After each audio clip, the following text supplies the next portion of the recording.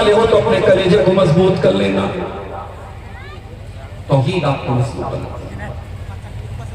توحید کا ماننے والا ایک اللہ کو مانتا ہے.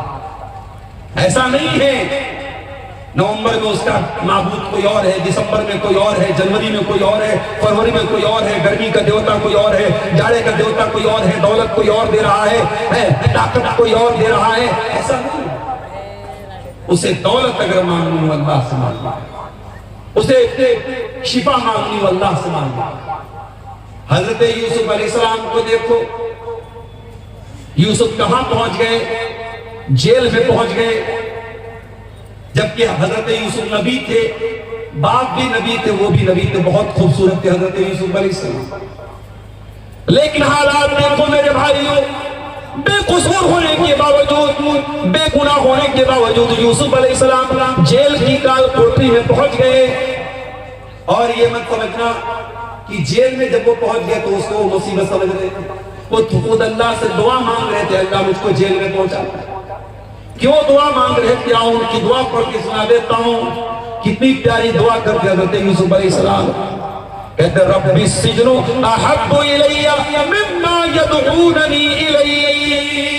اے اللہ، یہ عورتیں، یہ مصر کی عورتیں مجھ سے غلط کام کروانا چاہتی ہیں. اے اللہ، یہ عزیز مصر کی بیوی مجھ سے زنا کروانا چاہتی ہے. اے اللہ، یہ مجھ سے غلط کام کروانا چاہتے ہیں. اے اللہ، رب السجن احب الی مما یدعوننی الی. اے اللہ، یہ عورتیں مجھ سے جو کام کروانا چاہتی ہیں اس سے بہتر تو یہ ہے، اے اللہ مجھے تو جیل کی کال کوٹری میں ڈال دے. وَإِلَّا تَصْرِفْ عَنِّي كَيْدَهُنَّ أَصْبُ إِلَيْهِنَّ وَأَكُنْ مِنَ الْجَاهِلِينَ. اور اے اللہ، اگر تو نے ان کی چال کو ناکام نہیں کیا، اگر تو نے ان عورتوں کی چال کو نہیں پھیرا، اے اللہ میں جھک جاؤں گا ان کی طرف، میں مائل ہو جاؤں گا ان کی طرف، اور میں بھی جاہلوں میں سے ہو جاؤں گا. کیونکہ عورت کی چال سے بچنا بڑا مشکل کام ہے، عورت کے فریب سے بچنا بہت مشکل کام ہے. اگر یوسف علیہ السلام جیسے پیغمبر کو اس بات کا ڈر ہے عورت کے پھندے میں وہ نہ پھنس جائیں، تو آج کے کمزور ایمان والے نوجوانوں، آپ اپنے دامن کو بھی بہت بچاتے ہیں.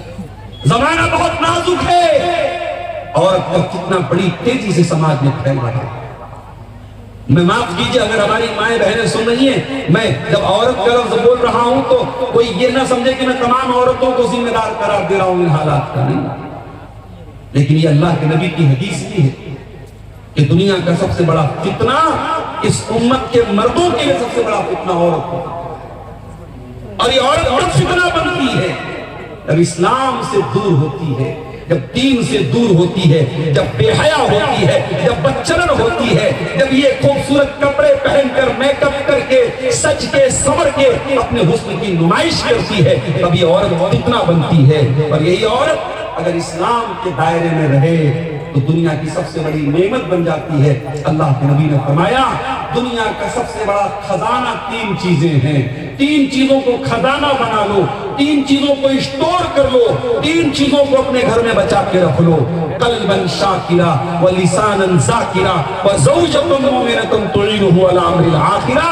اپنے سینے میں ایسا دل پیدا کر لو جو اللہ کا شکر ادا کرنے والا ہو. اپنے منہ میں ایسی زبان پیدا کر لو جو اللہ کا ذکر کرنے والی ہو. اور ایسی عورت اپنے گھر میں لے کے آ جاؤ جو دیندار ہو اور دین میں تمہاری مدد کرے، دین کے کاموں میں تمہاری مدد کرے. میرے پیارے ساتھیوں، حضرت یوسف علیہ السلام اس عورت کے فتنے سے بچنے کی دعا کرتے ہوئے کہتے ہیں اللہ مجھے تو جیل میں پہنچا. اللہ نے یوسف علیہ السلام کی دعا قبول کر لی. یوسف بے گناہ تھے پھر بھی جیل میں پہنچ گئے. اور جیل میں پہنچنے کے بعد یوسف علیہ السلام آرام سے نہیں بیٹھ گئے. ہم اور آپ ہوتے تو جیل میں پہنچ کر کے یہاں صبح کہاں چلے جائیں؟ نہ تو گھر کے جیسا بستر ہے، نہ تو گھر کے جیسا کھانا ہے، نہ ماں ہے پاس میں، نہ باپ ہے پاس میں. اور یوسف نبی کے بیٹے ہیں، پیغمبر کے بیٹے ہیں، بڑے باپ کے بیٹے ہیں، بڑے ناز و نعمت سے ان کو پالا گیا تھا. اور آج کہاں پہنچ گئے؟ قید خانے میں پہنچ گئے. کوئی اپرادھ بھی نہیں کیا، کوئی قصور بھی نہیں ہے، لیکن یوسف علیہ السلام جیل کی کال کوٹری میں پہنچنے کے بعد بھی اپنے مشن کو نہیں بھولتے. وہ جیل کے اندر جو قید خانے کے اندر جو ساتھی ہوتے ہیں ان کو توحید کی دعوت دینے لگتے ہیں, ان کو اسلام کے بارے میں بتانے لگتے ہیں. دو قیدیوں سے کہتے ہیں یا صاحب السجن ارباب متفرقون خیر ام اللہ الواحد القہار. اے میرے قید خانے کے ساتھیوں یہ بتاؤ کہ ایک اللہ زیادہ بہتر ہے یا کئی خداؤں کو ماننا زیادہ بہتر ہے؟ ما تعبدون من دونہ الا اسماء سمیتموها انتم وآباؤکم ما انزل اللہ بها من سلطان. اے لوگوں, تم اللہ کو چھوڑ کے جن کو پکارتے ہو وہ تو صرف نام ہے جو تم نے رکھ لیے, تمہارے باپ دادا نے رکھ لیے, ان کی اللہ نے کوئی دلیل نہیں اتاری ہے. بھئی نام رکھ لیا آپ نے, کسی کا نام رکھ لیا آپ نے غوث اعظم, سب سے بڑا مدد کرنے والا. کسی کا نام رکھ لیا غریب نواز, غریبوں کو دینے والا. کسی کا نام رکھ لیا دستگیر, ہاتھ پکڑنے والا. کسی کا نام رکھ لیا داتا دینے والا. کسی کا نام آپ نے رکھ لیا مشکل کشا. آپ نے نام رکھ لیے ہیں, اللہ کو چھوڑ کر کے ان کی کوئی حقیقت نہیں ہے, اللہ کے سوا کوئی دینے والا نہیں ہے. تو توحید آپ کے ذہن کو سکون دیتی ہے. توحید پر چلنے والا ایک راستے پر چلتا ہے. پرانپور سے کٹیہار جانے والا راستہ اگر ہم کو پکڑنا ہے اور ہم پیچھے منہاری کا راستہ پکڑ لیں, کہیں اور نکل جائیں, ہم منزل سے بھٹک جائیں گے. اگر آپ توحید پر چل رہے ہیں تو توحید آپ کو صراط مستقیم کے راستے پہ لے کے جائے گی, جنت کے راستے پہ. اور یہی وجہ ہے توحید پر چلنے والا وہ ادھر ادھر بھٹکتا نہیں, کبھی یہاں کبھی وہاں نہیں رہتا ہے, وہ ایک پلیٹ فارم پہ رہتا ہے. اہدنا الصراط المستقیم. وہ پانچوں ٹائم اللہ سے یہی دعا کرتا ہے, اللہ ہم کو صراط مستقیم پہ قائم رکھ, ہم کو اسی سیدھے راستے پہ چلنے کی توفیق. توحید پہ چلنے والا سکون کی دولت سے مالا مال ہوتا ہے. میرے پیارے نوجوان ساتھیوں, آپ سے ایک بات کہنا چاہتا ہوں, سکون کس چیز کا نام ہے؟ کیا زیادہ پیسہ کما لینے کا نام سکون ہے معاف کرنا؟ بڑے بڑے ارب پتیوں کو رات میں سونے کے لیے سلیپنگ پلز لینی پڑتی ہے, نیند کی دوائیں لینی پڑتی ہیں. اور کسی گاؤں کا کوئی غریب آدمی رات میں ساگ روٹی کھا لیتا ہے, مچھلی بھات کھا لیتا ہے, دال چاول کھا لیتا ہے اور آرام سے سو جاتا ہے. اس کا مطلب یہ ہوا کہ سکون کا تعلق پیسے سے نہیں ہے. جتنے سکون کے ساتھ وہ غریب آدمی اپنی جھوپڑی میں سو رہا ہے, وہ کروڑ پتی محل میں اپنے سکون سے نہیں سو رہا ہے. اسی لیے بہت زیادہ دولت کے پیچھے نہ بھاگو میرے پیارے بھائی ہو. دولت کماؤ, دولت ضروری چیز ہے, لیکن اگر دولت مل گئی, حلال طریقے سے مل گئی, تو حرام راستوں پہ نہ جانا, ورنہ سکون کی دولت چھین جائے. اللہ کے پیارے نبی بڑی پیاری بات ارشاد فرماتے ہیں, لیس الغنا عن کثرت العرب ولکن الغنا عن النفس. ارے زیادہ پیسہ ہو جانا, زیادہ سامان ہو جانا یہ دولت نہیں ہے, یہ مالداری نہیں ہے. اصل مالداری ہے کہ انسان کا دل مالدار ہو جائے, انسان کا نفس غنی ہو جائے, انسان دل کا مالدار ہو جائے. کچھ لوگ ہوتے ہیں چمڑی چلی جائے دمڑی نہ جائے, پیسہ بہت ہے مگر ایک پیسہ بھی اللہ کی راہ میں خرچ کرنے کی بات آ جائے, کسی غریب کو دینے کی بات آ جائے, نانی مر جاتی ہے. چمڑی چلی جائے دمڑی نہ جائے. پیسہ ہے, دولت ہے, دل نہیں ہے. اور میں دیکھتا ہوں کبھی کبھی مدرسوں میں چندہ جب لوگ دیتے ہیں, دان دیتے ہیں, غریب آدمی جو بیچارہ بہت معمولی کمانے والا ہے, اپنی حیثیت سے بڑھ کے وہ دیتا ہے. اور کروڑ پتی لوگ بیچارے جو ہے وہ بنگلہ میں تقریر کرنے والا اس کو دائیں بائیں سے کھینچتا ہے, پکڑتا ہے, بلاتا ہے, اس کے بعد بڑی مشکل سے 5,000 10,000 روپے. تو اللہ تعالیٰ کیا تو نیت دیکھی جائے, اللہ کیا تو اخلاص دیکھا جائے.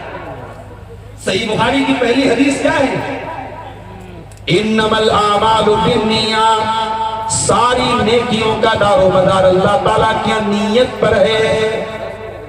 آپ کٹیہار چھوڑ کے دلی جا رہے ہیں، آپ کٹیہار چھوڑ کے گوہاٹی جا رہے ہیں، آپ کٹیہار کی سرزمین چھوڑ کے ممبئی جا رہے ہیں، کس لیے جا رہے ہیں؟ پیسہ کمانے کے لیے، بال بچوں کا پیٹ بھرنے کے لیے۔ اور ایک آدمی کٹیہار چھوڑ کے یا کوئی بھی جگہ چھوڑ کے دوسری جگہ جا رہا ہے، کیوں جا رہا ہے؟ اپنا دین بچانے کے لیے، اپنا ایمان بچانے کے لیے، اپنے آپ کو اسلام پر عمل کرنے کے لیے۔ دونوں نے شہر چھوڑا، دونوں نے وطن چھوڑا، لیکن جس نے دین اور ایمان کے لیے اپنا وطن چھوڑا اس کو شریعت میں مہاجر کہا جائے گا، اس کے عمل کو ہجرت کہا جائے گا، اس کو ہجرت کا ثواب ملے گا۔ لیکن جو روزی روٹی کے لیے، کسی لڑکی سے شادی کرنے کے لیے، کسی عورت کو حاصل کرنے کے لیے، کسی دولت کو حاصل کرنے کے لیے اپنا شہر چھوڑ کے جائے گا، اس کو ہجرت کا ثواب نہیں ملے گا۔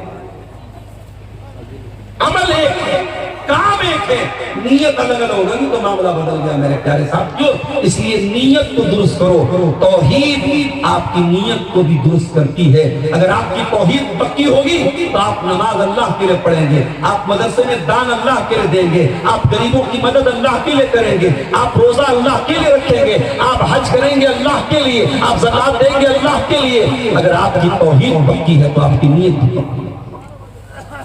پرسوں جمعہ کا دن ہے، فجر کی نماز میں اگر آپ پہنچے، اور امید ہے کہ آپ پہنچیں گے، کیونکہ آپ جلسے میں اگر رات کو 1 ڈیڑھ بجے 2 بجے تک جلسے میں آپ رہ رہے ہیں تو آپ کے اندر دین کا بڑا جذبہ ہے، بڑا شوق ہے، تو آپ فجر کی نماز بھی جماعت سے ضرور پڑھتے ہوں گے انشاءاللہ۔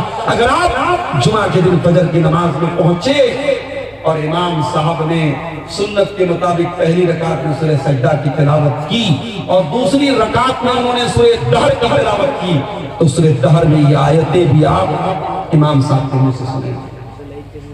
انما نطعمكم لوجه الله ويطعمون الطعام على حبه مسكينا ويتيما واسيرا۔ اللہ کے نیک بندے غریبوں کو کھانا کھلاتے ہیں، یتیموں کو کھانا کھلاتے ہیں، قیدیوں کو کھانا کھلاتے ہیں۔ انما نطعمكم لوجه اللہ۔ اور جب وہ غریبوں کو کھانا کھلاتے ہیں تو اس لیے نہیں کھلاتے کہ فوٹو کھینچ رہے ہیں ان کا۔ ہم لوگ بھی کہیں جاتے ہیں جلسوں میں، پروگراموں میں، تو اب یہ سیلفی لینے والے جو ہمارے نوجوان ہیں وہ دسترخوان کو بھی جا کے سیلفی لیں۔ میں منع کرتا ہوں بھیا مت فوٹو مت لو، ایسے ہی لوگ علماء کو بدنام کرتے، علماء کھاتے بہت ہیں، مولوی کھاتا بہت ہے۔ اور جب یہ کہو کہ بھائی اپنے بچے کو مولوی بناؤ تو کہتے ہیں کھائے گا کہاں سے؟ بڑی عجیب بات ہے۔ ایسے تو بولے گا مولوی کھاتا بہت ہے، اور بچے کو عالم بنانے کی بات کہو تو بولے گے کھائے گا کہاں سے؟ تو دسترخوان پر بھی ہمارے فوٹو لیے جا رہے ہیں، کیوں صاحب؟ اسٹیٹس پہ لگائیں گے، موبائل پہ لگائیں گے، فیس بک پہ ڈالیں گے عبدالغفار صاحب دیسی مرغا کھا رہا ہے۔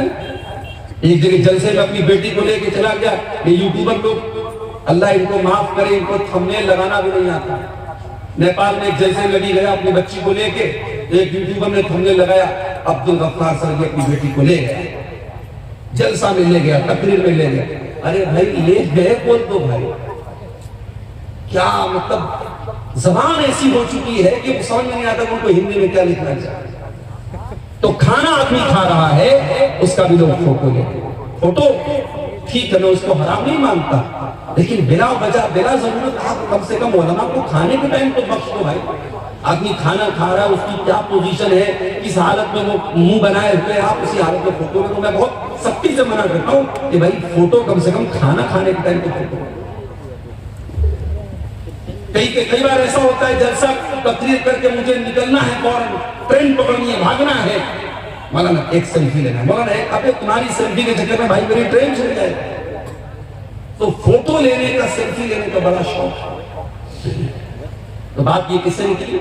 کھانا کھانے سے بات نکلی۔ اللہ کے نیک بندے کھانا کھلاتے ہیں غریبوں کو، لیکن جب کھانا کھلاتے ہیں تو تھینک یو سننے کے لیے نہیں، جزاک اللہ خیر سننے کے لیے نہیں، شکریہ سننے کے لیے نہیں، کہتے انما نطعمکم لوجہ اللہ، ہم تمہیں اللہ تعالیٰ کی رضا کے لیے کھانا کھلا رہے ہیں، لا نرید منکم جزاء ولا شکورا، ہمیں تم سے کوئی بدلہ نہیں چاہیے، ہمیں تم سے کوئی شکریہ نہیں چاہیے۔ انا نخاف من ربنا یوما عبوسا قمطریرا، ہم تو اللہ کے عذاب سے ڈرتے ہیں، ہم تو قیامت کے دن سے ڈرتے ہیں، اور اس لیے ہم تم کو کھانا کھلا رہے ہیں۔ میرے پیارے بھائیوں، توحید میں مضبوط ہو جاؤ گے تو نیت بھی اچھی ہو جائے۔